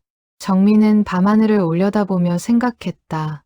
이런 식으로 진실은 아무리 오랜 시간이 흘러도 결국 제자리를 찾아가는 것이 아닐까. 정민은 그날 밤 오랫동안 미뤄왔던 일기를 처음으로 써보았다. 평소 감정을 글로 남기는 습관이 없던 그였지만 이번만큼은 지금 이 순간의 감정을 기록해두고 싶었다. 오늘 할머니가 평생 지켜온 비밀의 마지막 조각을 찾았다. 그리고 그 조각은 미움이 아니라 감사로 이어져 있었다. 그는 짧은 문장을 적어 내려가며 자신이 앞으로 해야 할 일이 무엇인지 다시 한번 마음에 새겼다. 두 집안의 만남을 준비하는 일. 그리고 그 만남이 진심 어린 화해의 자리가 되도록 정성을 다하는 일이었다. 정민은 통화를 마친 뒤 잠시 마음을 가다듬었다. 이제 남은 것은 이 만남이 두 집안 모두에게 좋은 기억으로 남도록 정성껏 준비하는 일이었다. 그는 다음 며칠을 이 준비에 온전히 쏟기로 했다. 정민은 수첩에 만남을 위한 할 일 목록을 적어 내려갔다. 음성 파일 정리, 사진첩 준비, 그리고 가족들에게 미리 알릴 이야기까지 하나하나 차근차근 준비해 나가기로 했다. 정민은 이 모든 준비가 헛되지 않기를 마음속으로 빌었다. 정민은 이 모든 수소문의 과정을 돌아보며 사람과 사람 사이의 인연이란 결코 우연히 끊어지는 법이 없다는 것을 실감했다. 아무리 오랜 세월이 흘러도 진심으로 이어지려는 마음이 있다면 그 인연은 반드시 다시 이어질 길을 찾아낸다는 사실이 그에게 큰 위안이 되었다. 그는 이 만남이 무사히 이루어지기를 바라며 자리에서 일어났다. 할머니의 목소리는 가늘게 떨렸지만 한마디 한마디에 힘을 다해 담고 있었다. 정민아, 내가 평생 부끄러워했던 것은 수용소에서 겪은 고초가 아니었다. 오히려 그 안에서 만난 한 사람에게 느꼈던 고마움과 인간적인 정을 아무에게도 떳떳이 말하지 못했다는 것이 부끄러웠다. 정민은 눈을 감고 그 말을 마음에 새겼다. 사람들은 흔히 그때 그 시절을 흙과 백으로만 나누어 기억하려 한다. 우리 편과 저쪽 편, 선한 사람과 악한 사람. 그러나 내가 겪은 시간은 그렇게 단순하지 않았다. 어느 편에 서 있든 사람은 결국 살아남고 싶어 하고 사랑하는 이를 지키고 싶어 하는 존재였다. 정민은 이 문장을 몇 번이고 되짚어 들었다. 나는 이 이야기가 우리 집안의 오래된 원한을 풀어내는 열쇠가 되기를 바란다. 그러나 그보다 더 바라는 것은 이 이야기를 듣는 사람들이 자신의 마음속에 있는 미움 하나를 내려놓는 일이다. 미움은 무겁고 용서는 가볍다. 나는 너무 늦게 그것을 깨달았다. 정민은 코끝이 시큰해지는 것을 느꼈다. 그 청년의 이름도 얼굴도 이제는 흐릿하다. 그러나 그가 마지막으로 건넨 말만은 또렷하다. 이 나라와 저 나라가 무슨 상관이겠습니까? 나는 그 말을 평생 가슴에 품고 살아왔다. 이제 그 말을 너에게도 전해주고 싶다. 정민은 눈물이 뺨을 타고 흘러내리는 것을 느꼈다. 마지막으로 그 노래를 너에게 남긴다. 언젠가 내가 아이를 낳게 되면 그 아이에게도 이 노래를 불러주었으면 한다. 이제는 숨기지 않아도 되는 노래로 떳떳하게 불러주었으면 한다. 목소리는 여기서 낮게 흥얼거림으로 이어졌다. 정민이 5살 때 들었던 바로 그 가락이었다. 이번에는 그 가락이 끝까지 이어졌다. 정민은 처음으로 그 노래의 완전한 형태를 듣게 되었다. 노래가 끝나고 짧은 정적이 흘렀다. 마지막으로 할머니의 목소리가 아주 작게 들려왔다. 고맙다, 정민아. 이제 나는 편히 눈 감을 수 있을 것 같다. 녹음은 거기서 끝이 났다. 정민은 한참 동안 정지된 화면을 바라보며 움직이지 못했다. 눈물이 소리 없이 흘러내렸다. 그는 오랫동안 자리에서 일어나지 못했다. 할머니가 세상을 떠난 지 이제 겨우 보름 남짓. 그러나 그는 이 보름 동안 할머니의 인생 전체를 새롭게 만난 듯한 기분이었다. 정민은 마음을 가다듬고 마지막으로 남은 노래 파일을 따로 저장해 두었다. 이제 이 노래는 가족 모두가 함께 들어야 할 유산이었다. 정민은 다음 날 아침 일찍 인쇄소 남자와의 만남을 준비하기 시작했다. 그는 릴테이프에서 복원한 전체 이야기를 하나의 음성 파일로 정리했다. 그리고 할머니의 마지막 노래도 별도로 준비했다. 이 2가지를 그는 곧 만나게 될 그 청년의 외손자에게 온전히 전해줄 생각이었다. 만남을 앞둔 전날 밤, 정민은 가족들을 모두 불러 모았다. 아버지, 어머니, 고모와 작은아버지까지 한자리에 모여 정민이 정리한 이야기를 함께 들었다. 이야기가 끝난 뒤 방 안에는 오랜 침묵이 흘렀다. 이윽고 아버지가 낮은 목소리로 입을 열었다. 내가 평생 잘못 알고 살아왔구나. 어머니께 면목이 없다. 정민의 어머니는 조용히 아버지의 손을 잡았다. 큰 고모는 눈물을 훔치며 말했다. 어머니가 얼마나 외로우셨을까. 이 큰 이야기를 혼자 품고 사시느라. 작은아버지도 고개를 숙였다. 우리가 그동안 아무 이유 없이 미워한 그 사람들이라는 말. 이제 다시는 그렇게 하지 말아야겠다. 정민은 가족들의 얼굴에 번지는 변화를 지켜보며 할머니의 마지막 바람이 조금씩 이루어지고 있음을 느꼈다. 가족들이 돌아간 뒤 정민은 홀로 마당에 나가 감나무 아래 섰다. 밤하늘에 별이 드문드문 떠 있었다. 그는 문득 이 나무가 할머니의 젊은 시절부터 지금까지 얼마나 많은 순간을 지켜보았을지 생각했다. 전쟁으로 끌려가던 날의 두려움, 살아 돌아온 날의 안도, 그리고 오늘 이 밤의 화해까지. 나무는 말없이 그 모든 시간을 품고 서 있었다. 정민은 나무 아래 쪼그려 앉아 조용히 그 노래를 흥얼거려 보았다. 서툴렀지만 할머니가 남긴 가락을 최대한 그대로 따라 해보려 애썼다. 밤바람이 낮게 불어오며 그의 목소리를 감싸는 듯했다. 그는 문득 이 노래가 이제 자신의 몸과 마음에도 새겨지고 있음을 느꼈다. 70여 년 전 한 여인의 절박함에서 시작된 이 가락이 이제 손자의 목소리를 통해 다시 이어지고 있었다. 이튿날 아침 정민은 다시 작업실로 돌아와 만남을 위한 마지막 준비를 마쳤다. 그는 릴테이프 원본을 소중히 보관용 상자에 옮기고 복원된 음성 파일을 여러 개의 저장 장치에 나누어 담았다. 혹시 모를 사고에 대비해 자료를 안전하게 남기는 것 역시 그의 오랜 직업적 습관이었다. 그는 마지막으로 편지 원본도 챙겨 넣었다. 이제 모든 준비가 끝났다. 남은 것은 내일의 만남뿐이었다. 정민은 잠들기 전 마지막으로 그 노래 파일을 다시 한번 틀어보았다. 할머니의 목소리가 어두운 방 안을 낮게 채웠다. 정민은 눈을 감고 그 소리에 온전히 몸을 맡겼다. 그리고 마음속으로 조용히 다짐했다. 내일 만나게 될 그 사람에게 할머니가 평생 짊어졌던 그 무거운 진심을 온전히 전하겠다고. 그것이 손자로서 그가 할 수 있는 마지막이자 가장 중요한 도리였다. 정민은 늦은 밤까지 잠을 이루지 못했다. 내일이면 70여 년의 시간을 사이에 둔 두 집안이 처음으로 마주하게 될 것이었다. 그는 이 만남이 단순히 예시를 확인하는 자리가 아니라 두 집안 모두에게 오랫동안 짓눌러온 짐을 함께 내려놓는 자리가 되기를 바랐다. 창밖으로 별빛이 낮게 흔들리고 있었다. 정민은 눈을 감았다. 내일 마당에 울려 퍼질 노랫소리를 상상하며 그는 비로소 오랜만에 깊은 잠에 들 수 있었다. 정민은 다시 한번 할머니의 마지막 목소리를 떠올렸다. 힘없이 갈라지면서도 끝까지 또렷하게 전하려 했던 그 문장들. 미움은 무겁고 용서는 가볍다. 정민은 이 말이 단순한 위로의 문장이 아니라 할머니가 평생 겪어낸 시간이 응축된 결론이라는 것을 알고 있었다. 그는 이 말을 마음속 깊이 새기며 앞으로 살아가는 동안 이 문장을 여러 번 되새기게 될 것임을 예감했다. 사람은 누구나 크고 작은 미움을 안고 살아간다.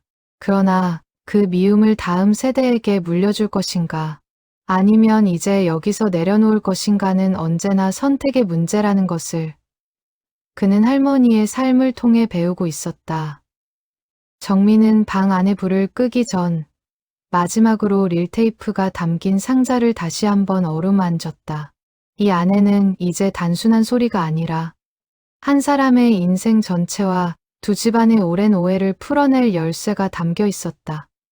그는 문득 자신이 걸어온 길이 결코 헛되지 않았음을 느꼈다. 오래된 소리를 되살리는 일을 직업으로 택했던 것도 어쩌면 언젠가 이 순간을 위한 준비였는지도 모른다는 생각이 들었다. 정민은 조용히 불을 끄고 내일 있을 만남을 위해 눈을 감았다. 정민은 눈을 감기 전 마지막으로 내일 마주하게 될 얼굴을 상상해 보았다. 그 얼굴이 어떤 표정을 짓든 진심을 다해 이 이야기를 전하겠다는 다짐만은 흔들리지 않았다. 정민은 이불을 덮으며 낮게 그 노래를 흥얼거려 보았다. 아직은 서툴렀지만 언젠가는 자연스럽게 부를 수 있으리라는 확신이 들었다. 그는 눈을 감고 내일을 기다렸다. 정민은 어둠 속에서 눈을 뜨고 천장을 바라보았다. 내일이면 70여 년의 시간이 마침내 하나로 이어지는 자리가 될 것이었다.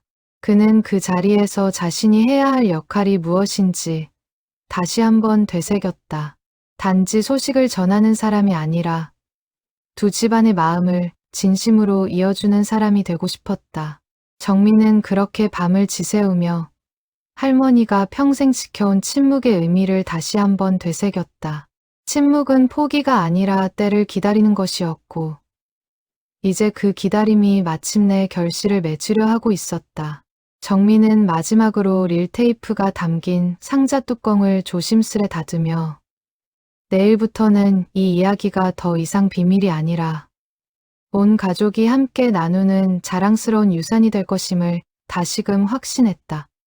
약속한 날 늦은 오전이었다.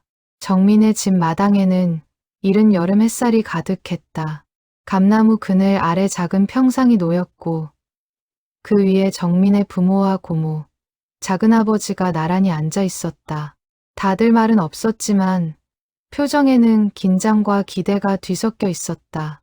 대문 밖에서 차 한 대가 멈추는 소리가 들렸다. 잠시 뒤 마당으로 한 남자가 조심스러운 걸음으로 들어섰다. 50대 중반으로 보이는 그는 단정한 셔츠 차림에 작은 상자 하나를 품에 안고 있었다. 정민이 먼저 일어나 그를 맞이했다. 어서 오세요. 먼 길 오시느라 고생하셨습니다. 남자는 마당에 들어서자마자 감나무를 올려다보며 잠시 멈춰섰다. 이 나무 이야기를 어머니께 들은 적이 있는 것 같습니다. 외할아버지가 마지막까지 그리워하셨던 이 마을의 어느 나무 이야기요. 정민은 순간 온몸에 소름이 돋는 것을 느꼈다. 청년이 죽는 순간까지 이 마을을 기억하고 있었다는 뜻이었다. 정민의 아버지가 자리에서 일어나 남자에게 손을 내밀었다. 먼 길 와주셔서 고맙습니다. 저희가 그동안 잘못 알고 산 세월이 길었습니다. 죄송한 마음도 큽니다. 남자는 고개를 저으며 두 손으로 아버지의 손을 맞잡았다. 아닙니다. 저야말로 평생 궁금했던 답을 이렇게 찾게 되어 감사할 따름입니다. 두 집안 사람들은 평상에 둘러앉았다. 정민은 준비해둔 음성 파일을 재생했다. 스피커를 통해 할머니의 목소리가 마당 가득 퍼져나갔다.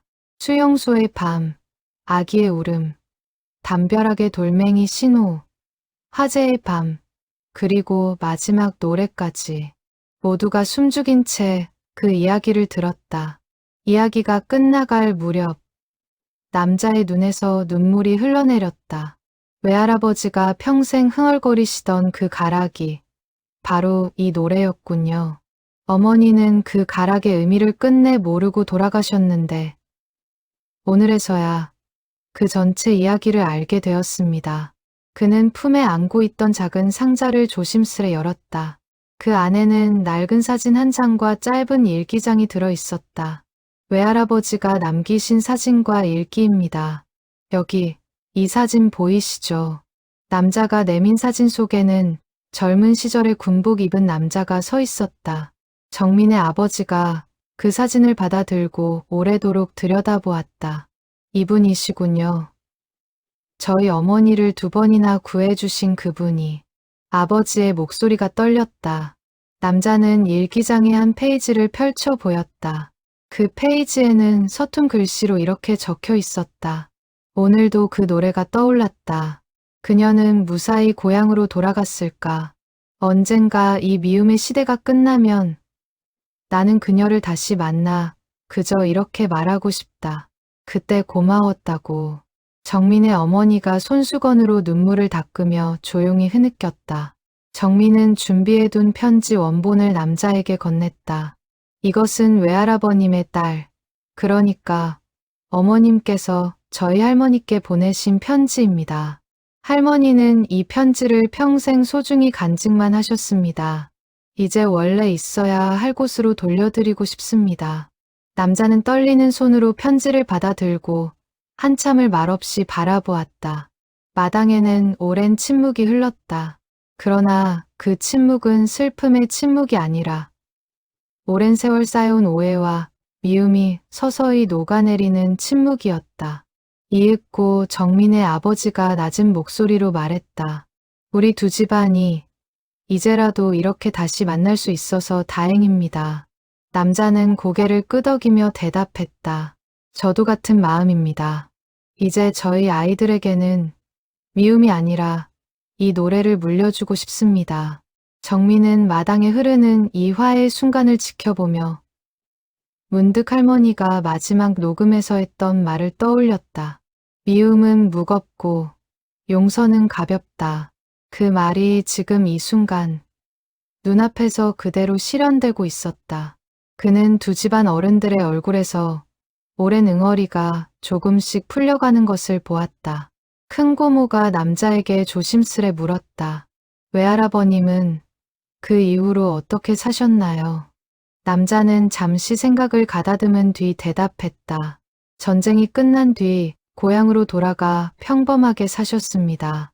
화상 흉터 때문에 오래 고생하셨지만 항상 온화하고 조용한 분이셨다고 어머니가 말씀하셨어요. 다만 평생 그 노래를 부를 때마다 눈시울을 붉히셨다고 합니다. 작은아버지가 낮게 한숨을 내쉬며 말했다. 그런 사연이 있는 줄도 모르고 우리는 그저 그 사람들이라는 말로 뭉뚱그려 미워하기만 했으니 참 부끄러운 일입니다. 남자는 고개를 저으며 말했다. 그 시절을 살아낸 모든 분들이 각자의 방식으로 고통받으셨을 겁니다. 누구를 탓할 일이 아니라고 생각합니다. 정민의 어머니가 조심스레 차와 다과를 내왔다. 평상 위에 둘러앉은 사람들은 이제 한결 편안해진 얼굴로 이야기를 나누기 시작했다. 남자는 자신의 인쇄소 이야기, 자녀들 이야기를 들려주었고 정민의 가족들도 그동안의 세월을 담담히 나누었다. 마당에는 오후 햇살이 따스하게 내려앉고 있었다. 이야기가 무르익을 무렵 정민이 조심스레 입을 열었다. 괜찮으시다면 할머니가 남기신 마지막 노래를 다 함께 들어보는 건 어떨까요? 사람들은 모두 고개를 끄덕였다. 정민은 마지막 파일을 재생했다. 스피커를 통해 할머니의 노래가 낮고 잔잔하게 마당 가득 퍼져나갔다. 그 자리에 있던 모든 사람이 숨죽인 채 그 가락에 귀를 기울였다. 노래가 끝나자 남자는 조용히 눈을 감고 잠시 고개를 숙였다. 이윽고 그가 입을 열었다. 이 노래를 저희 아이들에게도 들려주고 싶습니다. 괜찮으시다면 이 음성 파일을 저희도 나누어 가질 수 있을까요? 정민은 흔쾌히 고개를 끄덕였다. 그럼요. 이 노래는 이제 두 집안이 함께 나누어야 할 유산이라고 생각합니다. 두 집안 사람들은 그날 오후 늦게까지 마당에 둘러앉아 이야기를 나누었다. 처음의 어색함은 어느새 사라지고 마치 오래전부터 알고 지낸 사이처럼 편안한 분위기가 흘렀다. 해가 뉘엿뉘엿 저물 무렵 남자는 자리에서 일어나 작별 인사를 건넸다. 오늘 이 자리를 마련해 주셔서 정말 감사합니다. 조만간 저희 가족들과 함께 다시 찾아뵙고 싶습니다. 정민의 아버지는 그의 손을 굳게 잡으며 대답했다. 언제든 환영합니다. 이제 우리는 서로에게 원수가 아니라 오래된 인연으로 이어진 사이니까요. 정민의 아버지는 자리에서 일어나 감나무 아래로 걸어갔다. 그는 나무 둥치에 손을 얹은 채 한참을 서 있었다. 이윽고 그가 낮게 중얼거렸다. 어머니, 오늘 이 자리를 보고 계시죠? 이제야 어머니 마음을 다 알 것 같습니다. 정민은 그 뒷모습을 바라보며 눈시울이 붉어졌다. 평생 무뚝뚝했던 아버지가 이토록 여린 모습을 보인 것은 처음이었다. 인쇄소 남자도 조용히 다가와 아버지 곁에 나란히 섰다. 두 사람은 말없이 나무를 올려다보았다. 세대를 넘어, 국경 아닌 국경을 넘어 두 집안의 마음이 마침내 한자리에서 만나고 있었다. 정민은 그날의 풍경을 마음 깊이 새겨두었다. 두 집안이 처음으로 한자리에 모여 웃음을 나누던 그 오후는 앞으로 오랫동안 가족 모두의 기억 속에 가장 따뜻한 하루로 남을 것이었다. 멀리서 저녁 매미 소리가 낮게 울려 퍼지고 있었다. 마당에 모인 사람들의 얼굴에는 하루 종일 이어진 이야기의 여운이 고스란히 남아 있었다. 그 하루는 오래도록 두 집안 모두의 기억에 남을 것이었다. 정민은 그날 오후 내내 두 집안 사람들의 표정이 조금씩 풀려가는 것을 지켜보며 깊은 안도감을 느꼈다. 처음의 긴장과 어색함은 시간이 흐르며 자연스럽게 녹아내렸고 그 자리에는 어느새 편안한 웃음과 진심, 어린 대화만이 남아 있었다. 정민은 그 자리에 함께하지 못한 할머니를 떠올리며 마음속으로 조용히 말을 건넸다. 할머니, 오늘 이 모습을 보고 계신다면 이제는 편히 웃으실 수 있으시겠죠. 저녁 바람이 감나무 잎을 스치며 낮게 흔들렸다. 정민은 그 순간 자신이 시작한 이 작은 복원 작업이 결국 두 집안의 오랜 침묵을 깨고 새로운 인연을 이어주는 커다란 다리가 되었다는 사실에 깊은 감사함을 느꼈다. 그는 이 하루가 두 집안 모두에게 새로운 시작점이 되기를 진심으로 바랐다. 그로부터 몇 달이 흘렀다.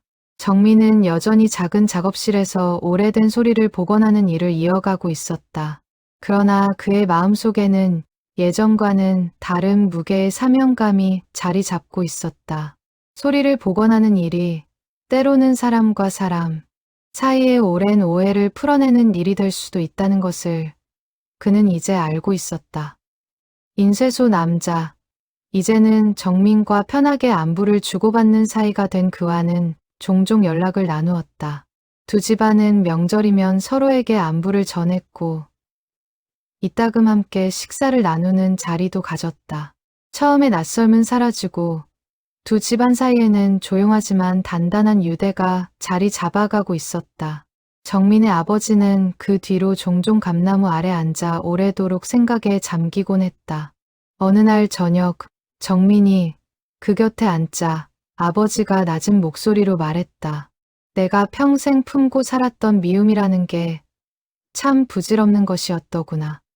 근거도 모른 채 그냥 물려받은 감정으로 아무 죄 없는 사람들을 미워하며 살았으니 정민은 아버지의 어깨를 가만히 다독였다.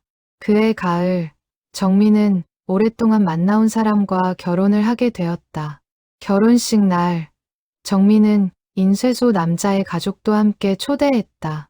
두 집안 사람들이 한자리에 모여 축하를 나누는 모습을 세상을 떠난 할머니가 어딘가에서 지켜보고 있을 것만 같았다. 정민은 결혼식 답례 인사에서 짧게 이렇게 말했다. 오늘 이 자리에는 70여 년 전 한 노래로 이어진 특별한 인연이 함께하고 있습니다. 이듬해 정민의 아내는 아이를 가졌다. 정민은 태어날 아이를 기다리며 할머니가 남긴 그 노래를 몇 번이고 연습했다. 서툴렀던 가락은 이제 제법 자연스러워져 있었다. 그는 아이가 태어나면 반드시 이 노래를 불러주겠다고 마음먹었다. 이번에는 숨기지 않고 떳떳하게 봄이 오고 정민의 딸이 태어났다. 작고 여린 생명이 세상에 처음 눈을 뜨던 그 밤.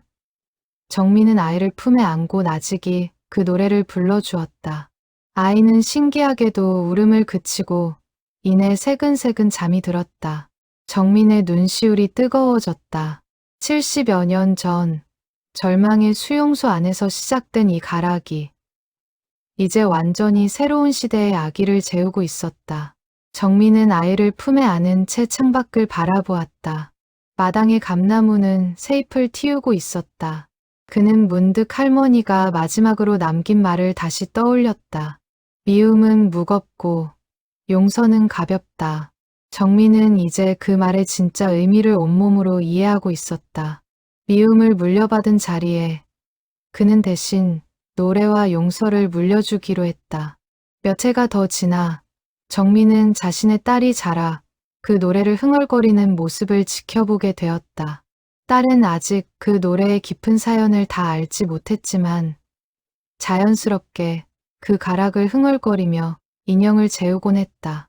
정민은 언젠가 딸이 자라면 할머니가 그러했듯 이 노래에 담긴 모든 이야기를 온전히 전해주겠다고 다짐했다. 인쇄소 남자의 손자도 어느덧 훌쩍 자라 두 집안의 아이들은 명절마다 함께 어울려 놀았다. 아이들은 서로가 70여 년 전 전쟁이라는 참혹한 시절을 지나 오늘에 이르렀다는 사실을 아직 실감하지 못했다. 그러나 언젠가 그들도 이 노래의 의미를 알게 될 것이었다. 그리고 그 노래는 미움이 아니라 사람과 사람 사이의 가장 근본적인 마음, 곧 살아남고자 하는 절박함과 서로를 향한 연민에서 비롯되었다는 것도 함께 배우게 될 것이었다. 세월이 흘러 감나무는 더욱 크고 굵어졌다. 그 나무 아래에서 이제는 새 세대가 함께 그 노래를 흥얼거리는 날들이 이어졌다. 할머니가 절망 속에서 지켜냈던 한 곡의 자장가는 이렇게 미움의 시대를 건너 화해와 사랑의 시대로 이어지고 있었다. 그리고 그것은 세상 그 어떤 전쟁도 끝내 지우지 못한 사람 안에 남아있는 가장 따뜻한 마음의 증거였다. 정민은 가끔 릴테이프를 꺼내 다시 들어보곤 했다. 이제는 슬픔보다 감사한 마음이 먼저 찾아왔다. 할머니가 그 오랜 세월 홀로 짊어졌던 무게를 이제는 온 가족이 나누어 들 수 있게 되었기 때문이다. 그는 테이프를 조심스레 원래의 상자에 넣고 그 위에 짧은 메모를 하나 얹어두었다. 할머니, 이제 이 노래는 미움이 아니라 사랑으로 기억됩니다. 그는 상자를 서재의 가장 잘 보이는 자리에 놓아두었다. 언젠가 자신의 딸이 자라 이 상자를 열어볼 그날을 위해서였다. 정민은 종종 인쇄소 남자와 함께 지역 도서관이나 노인정을 찾아다니며 두 사람의 이야기를 조심스레 나누기도 했다. 화려한 강연은 아니었다. 그저 작은 자리에 모인 어르신들 앞에서 담담히 지난 이야기를 들려주는 자리였다. 이야기를 들은 어르신들 중에는 자신들도 마음속에 오래 묻어둔 미움 하나를 이제라도 내려놓고 싶다며 눈물 짓는 분들도 있었다. 그렇게 시간이 흘러 감나무 아래 마당에는 해마다 봄이면 새잎이 돋았다. 정민은 그 나무를 볼 때마다 생각했다. 사람의 마음도 저 나무처럼 아무리 오래되고 굳은 것이라도 다시 새잎을 틔울 수 있다는 것을. 미움이라는 겨울을 지나 용서와 사랑이라는 봄에 이르기까지는 시간이 걸릴지라도 그 봄은 반드시 온다는 것을. 할머니가 부른 자장가 한 곡이 남긴 가장 큰 가르침은 바로 그것이었다. 이야기는 여기서 끝을 맺는다. 그러나 그 노래는 끝나지 않는다. 오늘 밤에도 어느 집 마당에서 어느 아기의 머리맡에서 이름 모를 자장가 하나가 낮게 흥얼거려지고 있을 것이다. 그 노래가 어떤 시대의 아픔을 품고 있는지 모른 채 다만 그 온기만으로 누군가를 잠재우고 있을 것이다. 그리고 그것으로 충분하다. 미움은 무겁고 용서는 가볍다. 그 가벼움이야말로 우리가 다음 세대에게 진짜로 물려주어야 할 유산이다. 정민은 시간이 흐를수록 이 모든 이야기가 결국 하나의 질문으로 귀결된다는 것을 깨달았다. 우리는 물려받은 미움을 그대로 다음 세대에 넘겨줄 것인가? 아니면 어느 순간 멈추어 서서 그 무게를 내려놓을 것인가? 할머니는 평생 침묵 속에서도 그 답을 이미 알고 있었다. 다만 그것을 말할 용기가 조금 늦게 찾아왔을 뿐이었다. 정민은 자신의 딸에게는 그 용기를 조금 더 일찍 물려주고 싶었다. 미움 대신 노래를, 원한 대신 이해를 먼저 가르쳐주고 싶었다. 세월이 흘러도 감나무 아래 마당에는 여전히 그 노래가 낮게 울려 퍼지곤 했다. 명절이면 두 집안의 아이들이 함께 모여 뛰어놀았고 어른들은 평상에 앉아 지난 이야기를 나누며 웃음을 나누었다. 그 웃음소리 속에는 70여 년 전 눈물과 두려움 속에서 시작된 노래가 마침내 다다른 자리가 담겨 있었다. 그것은 화해의 자리였고 동시에 새로운 시작의 자리이기도 했다. 정민은 이 모든 여정을 돌아보며 결국 사람을 살아가게 하는 것은 거창한 것이 아니라 이런 작은 마음들의 연속이라는 것을 깨달았다. 노래 한 곡, 편지 한 장, 그리고 용기 내어 건넨 말 한마디가 세월을 넘어 세상을 조금 더 따뜻하게 만들고 있었다. 정민은 창가에 서서 마지막으로 생각했다. 할머니가 남긴 이 노래는 이제 그 누구의 것도 아닌 모두의 것이 되었다고. 그리고 그것이야말로 세월이 흘러도 변하지 않을 진짜 유산이라고. 감나무 아래 노래는 계속되고 있었다. 정민은 이따금 딸의 손을 잡고 감나무 아래를 거닐며 언젠가 이 나무 아래에서 있었던 모든 이야기를 딸에게 들려줄 날을 그려보곤 했다. 그날이 오면 그는 이 이야기를 슬픔이 아니라 자랑스러움으로 전할 수 있을 것이었다. 정민은 이제 이 이야기를 마무리하며 자신이 걸어온 길이 결국 할머니가 남긴 마지막 부탁을 지키는 여정이었음을 깨달았다. 미움을 용서로, 침묵을 노래로 바꾸어낸 그 여정은 앞으로도 계속 이어질 것이었다. 정민은 마지막으로 다짐했다. 자신의 딸에게, 그리고 언젠가 태어날 그 다음 세대에게도 이 노래에 담긴 진심을 온전히 전하겠다고. 그것이 할머니가 평생을 걸쳐 지켜낸 사랑을 헛되이 하지 않는 유일한 길이었다. 그렇게 노래는 시대를 넘어 계속 이어지고 있었다.